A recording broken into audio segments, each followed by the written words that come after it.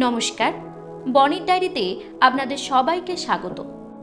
দেখতে দেখতে বিয়ের 22 বছরে পা রাখলেন সম্রাট আর ময়না। তাদের দাম্পত্য বরাবরই বিশেষভাবে চর্চিত। স্মার্ট জরির মঞ্চে এসে নিজেদের সম্পর্ক নিয়ে তারা ভাগ করে নিয়েছিলেন এক গোপন কথা, যে কারণে প্রবল সমালোচনায় পড়েন এই দম্পতি। সম্রাট ময়না জানিয়েছিলেন কিভাবে 3বার গর্ভপাত করান তারা। স্মার্ট জরি থেকেই জানা যায় যে বিয়ের পর মাতৃত্বের সুখ পেতে লম্বা অপেক্ষা করতে হয়েছে ময়নাকে।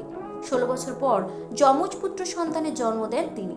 2018 সালে সম্রাট ও ময়নার কোল আলো করে আসে সাগর সম্রাট ও সমুদ্র সম্রাট।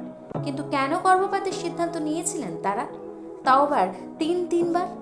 নিজেদের নেওয়া এই কঠিন সিদ্ধান্ত নিয়ে সম্রাট জানিয়েছিলেন আর্থিক কারণে প্রথমবার গর্ভপাতের সিদ্ধান্ত নিয়েছিলেন তারা। অভিনেতার কথায়, প্রথমবার যখন ময়না অন্তঃসত্ত্বা হয়েছিল, আমাদের অর্থনৈতিক পরিস্থিতি খুব খারাপ ছিল। আমরা বাবা মার থেকে আলাদা থাকছিলাম। ওই একটা ঘরে সন্তানকে বড় করা খুব কঠিন ছিল।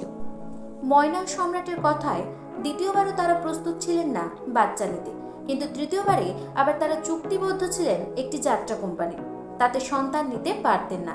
সেই সময় অনেকেই এটা জানতে পেরে প্রাণ হত্যা বলে ট্রোল করেছিলেন। তাতে সম্রাটের থেকে জবাব আসে, আমি এটাকে প্রাণ নষ্ট মনে করি না। একটা প্রাণ যদি পৃথিবী অবধি আনি, সেটাকে প্রাণ বলি। একটা প্রাণকে পৃথিবীতে নিয়ে এসে তারপর তাকে সঠিকভাবে লালন পালন করতে পারছি না, সেটা দায়িত্ব জ্ঞানহীনতা।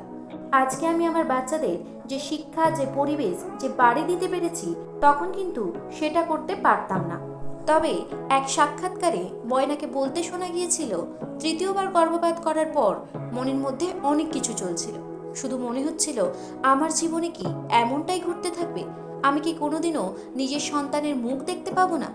ভয় হচ্ছিল বারবার, এমন শারীরিক পরিস্থিতির মধ্য দিয়ে গেলে ভবিষ্যতে হয়তো আমি আর মা হতেই পারবো না। তবে এসব কিছুই হয়নি, বরং নানা ওঠাপড়ার মধ্য দিয়ে আরও শক্ত হয়েছে সম্পর্কের ভিত। সম্রাট সোমবার ফেসবুকে তার ও ময়নার ছবি শেয়ার করে লিখলেন, 22 বছর আগে এই দিনে লুকিয়ে রেজিস্ট্রি করেছিলাম, যাতে ভালোবাসায় ভরিয়েছে তার অনুরাগীরা। এই বিষয়ে আপনাদের কি মতামত, তা অবশ্যই কমেন্ট করে জানাবেন। বিনোদন জগতের আরও নিত্য নতুন খবর পাবার জন্য আমাদের চ্যানেলের সঙ্গে জুড়ে থাকুন। ধন্যবাদ।